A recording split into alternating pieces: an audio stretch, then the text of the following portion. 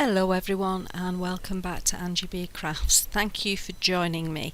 So today I'm just going to do a really quick video on how you can decorate a piece of MDF. So this is just an oval piece of MDF that I got in a multi-pack where you buy a certain weight of MDF and you get what you're given. I think it was, I can't remember if it was 1 kilogram or 2 kilograms.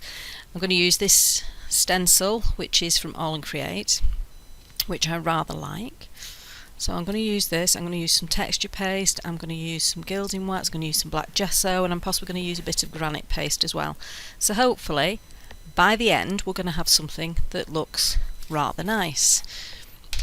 So to start off with, I'm using Cosmic Shimmer structure paste, which is a lovely smooth structure paste, but mine's getting a little bit gloopy. So we'll see how this works. I'm going to start in the middle and start pushing out to the edges, and that's enough then to hold it in place while I get some more onto my knife. It's kind of acting as a little bit of a glue to hold it in place, so it's less likely to move. Once you've got that first little bit on, it's less likely to move. Now I'm not aiming for perfect because that's not my style. I love the imperfectly perfect or perfectly imperfect. Okay, so we're just wanting some texture on this piece of MDF. Doesn't have to be right to the edges, doesn't have to be all filled. So I've put down as much as I want to put down, and now I'm going to take off any excess just with a sweep across. You can see quite a lot's come off there, so that can go back in the pot. I'm now going to make sure everything's low down in the pot so it doesn't stop it from closing. Pop that in the water and put my lid back on. Okay, so now the reveal. Well, that's worked rather well. So what I tend to do to clean this is give it a spray just with some water. Give it a spray. Give it a wipe with a raggy just to get the worst of it off. I have found after spending a rather long time doing cleaning of my stencils recently that it's better to do it as close as possible to the time of use. I've always known that, but I've kind of ignored it. But I've been using a lot more stencils recently and it's made it a lot more obvious that that's what I need to do. So now I'm just going to take off these edge pieces because I don't want them overhanging, and that looks fine. So use my heat gun.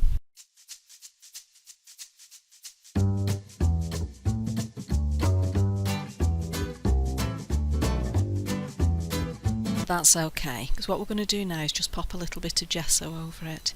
This is just to unify the whole piece so it reacts to what I then put on top of it in the same way.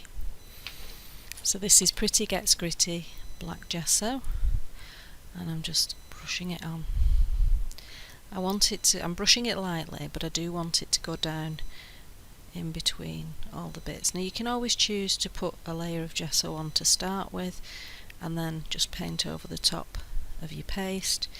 It's entirely up to you, but this is just, for me, the easiest way to do it. Pop your paste on and then paint everything so it's all unified.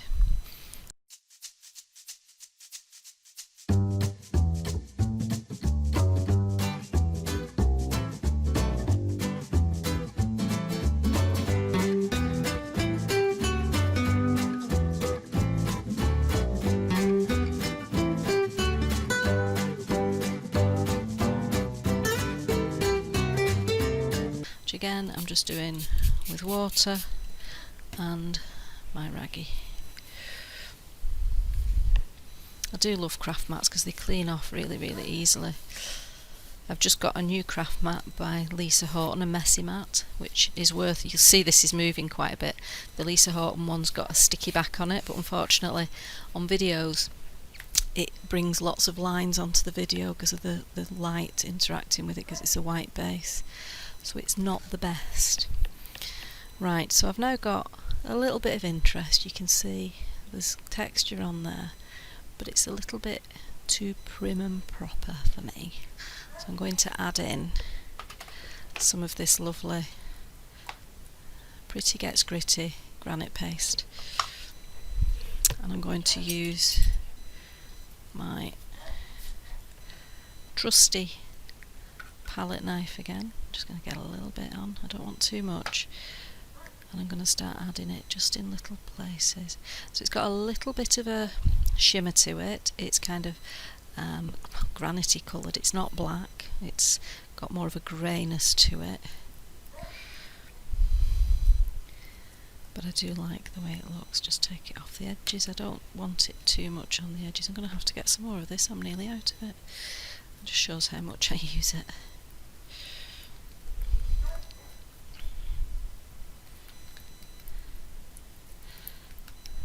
So I'm using the back of the palette knife, and all that's doing is just lifting it up, almost like doing a meringue. So you're just raising it up using the back of the palette knife, and I want one more little area of that. Let's pop it on here. And don't get too precious about the layer underneath. We can still see it, even if we can only see a little bit of it, it doesn't matter. It's still there, and it's still adding to what we're making, and that's what it's about. It's not about making sure you can see every single layer, it's about adding the layers in so that they do what you want them to do and look how you want them to look. So again, I'm now heating this up. Now this does tend to bubble. It is an acrylic based paste, so it's going to be bubbly. If you heat it too much, the plastic in it is going to bubble up. So again, if you don't want that look, pop it to one side, let it dry naturally. But I am a fan of bubbles.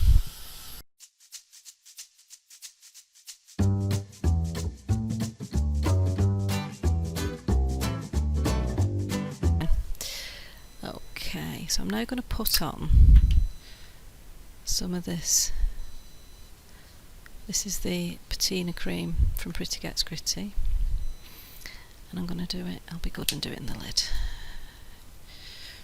I'm terrible at putting it onto my mat, and I'm going to put this just in certain places. So I tend to put it on my finger and then rub a lot of it off, because if you don't rub it off, it tends to drop down into the gaps a little bit, which isn't what I'm going for. I'm wanting it to sit on top.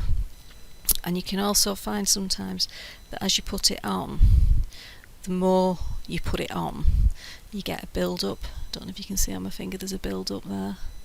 So that's potentially going to cause a problem, so just give that a wipe off so that it's not going to interfere with the colour that you're applying.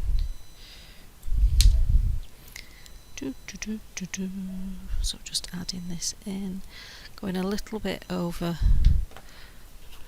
the texture paste, but not too much. Now I'm going to do exactly the same.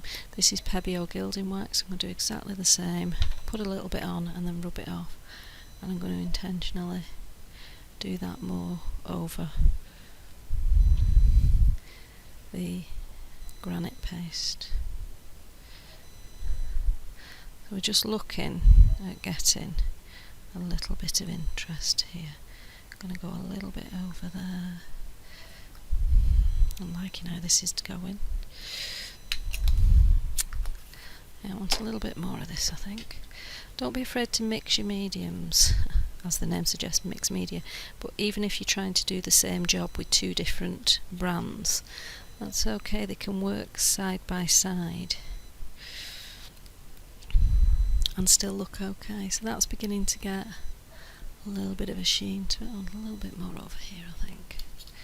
Just a little bit. Dab it on there. Okay. So we've now got a piece that's beginning to start looking interesting. So now we need to figure out what to put on it to give it more interest. So I'm going to pull out a drawer with, well, a couple of drawers actually, with bits in, and see which bits I want to add on. Right, I think that's enough bits. So I've got, this drawer has got washers, nuts, some hinges. I do love these hinges. I bought them a while back, but I've not yet used them. But I do think they're rather nice, aren't they?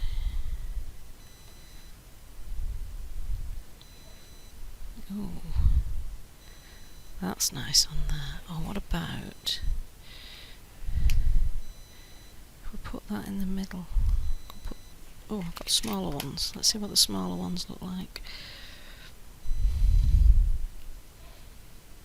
So if we did a couple of the smaller ones, like that, then that's like the spine of a book, isn't it? If we lined it up properly. And then we can have a front cover.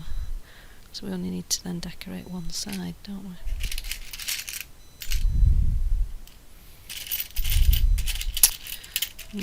Oh, keys are always nice.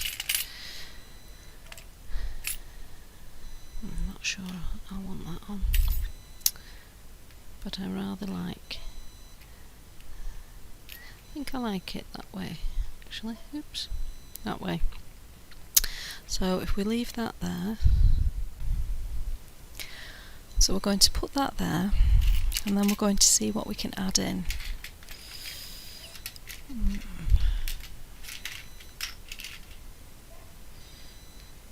Now I know that's just wood at the minute, but we might be able to make it a little bit more interesting.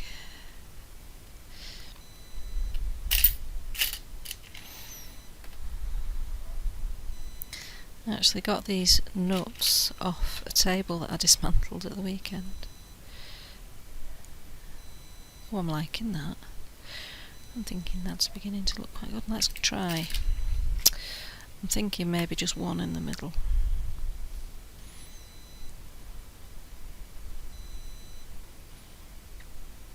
Yeah, I'm liking that. Right, so how do I stick these on? Well,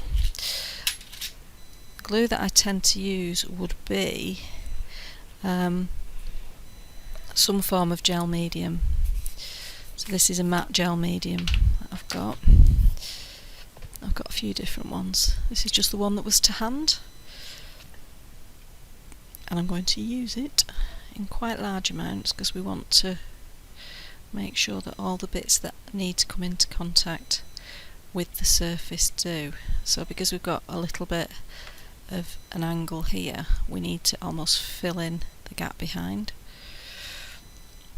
Okay, so I'm going to pop that on. Gel medium takes a long time to dry, so don't be expecting it to dry immediately. It doesn't. It is a very slow drying glue, and this particular one doesn't dry clear, which is troublesome at times, but on a piece like this it doesn't worry me because I've got my gilding wax and my patina cream and things like that, so I can just add colour as and when I need it, so don't ever panic about that.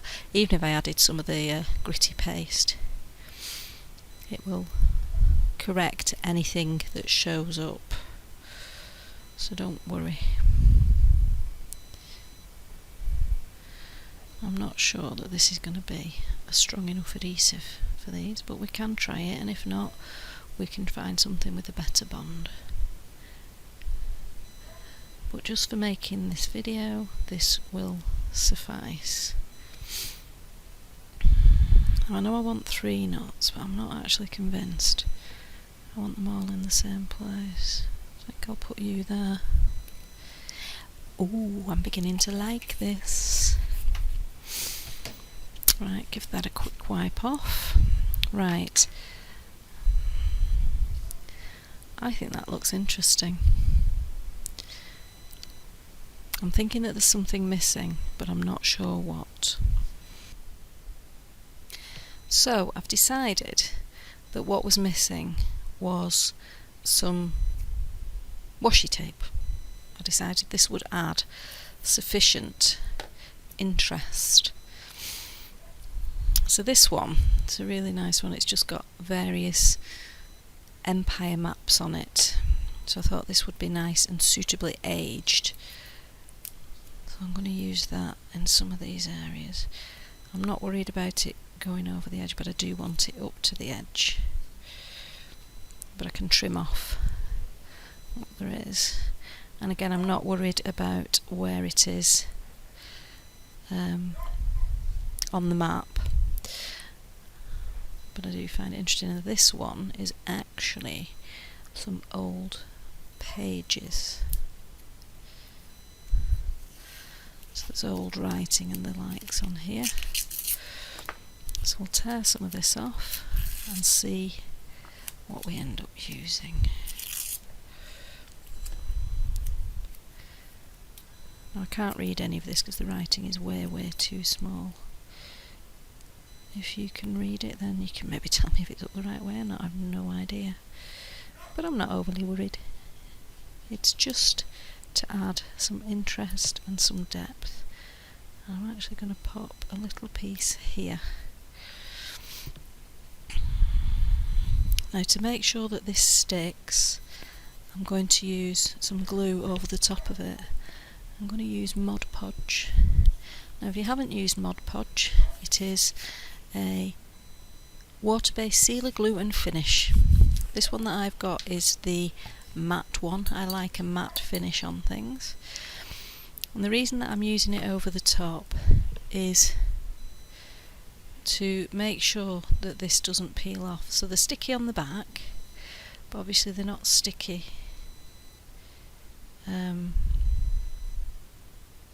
over the top.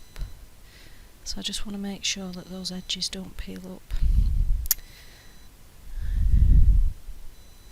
Oops, a bit too much on. So I'm just giving it a little bit of help at the edges. And it'll seal them in and make sure that they don't peel. Because obviously it's going on top of texture, so there's a chance that it could start to peel.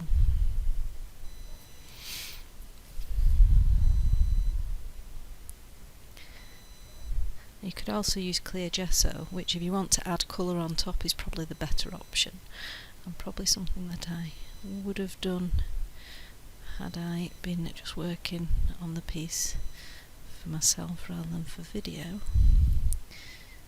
But this will suffice. This will give us a really clear finish once it's dried, and it'll give us a nice finish over the top to make sure it doesn't come off, which is what we're after. Okay, pop you back in the water, pop the lid back on the Mod Podge. I'm just going to blast the Mod Podge because I want it to dry so that I can trim back the edges and possibly add a little bit more on at the edges. Just be aware when you're heating up like this, these are metal, so they're going to have taken some of the heat, so be careful that you're not going to actually hurt yourself when you move things. Right, let me get a pair of scissors. I'll flip this over to cut. Oops, well they're not stuck yet, are they? We'll stick them back on in a minute.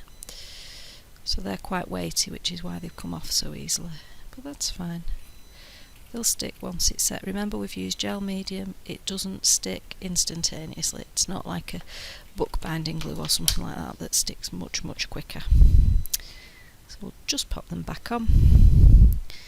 Not a problem. There we go.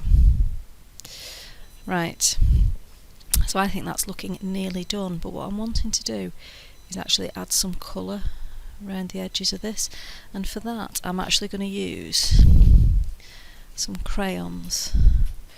So the crayons I'm going to use are some Vicky Boutin crayons. So these are water soluble crayons, they're not a wax crayon, they're a water soluble crayon, and this one is I don't know what colour, so I think it's just the browns. Just let me have a look at the others and see what they are. Yeah, that one's the browns, this one's the yellows, and the other one that I have is the greens. So these are really good in that they act, you put them on but then they act as a watercolour. So I'm wanting to put some brown around the edges of here. So if I just put some of this down and then add some water to it, which I'm using the same brush. I'm terrible, I don't separate my brushes. Some people do, I'm not one of these people. I just want a little bit of water on my brush. You can use a water brush for doing this, but it's just going to start aging that little piece. In fact, I might swap this for a water brush. I think it might do a better job.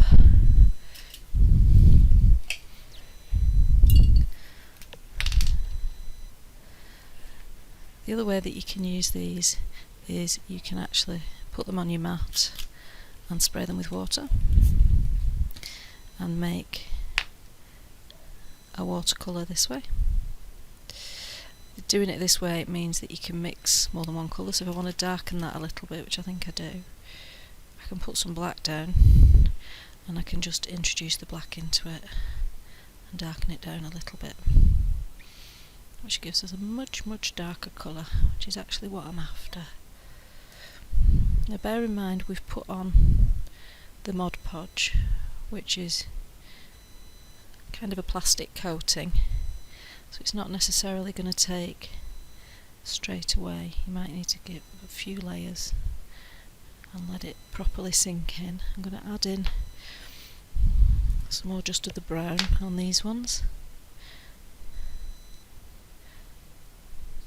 These crayons are really nice, they feel really nice and creamy, and they apply really nicely.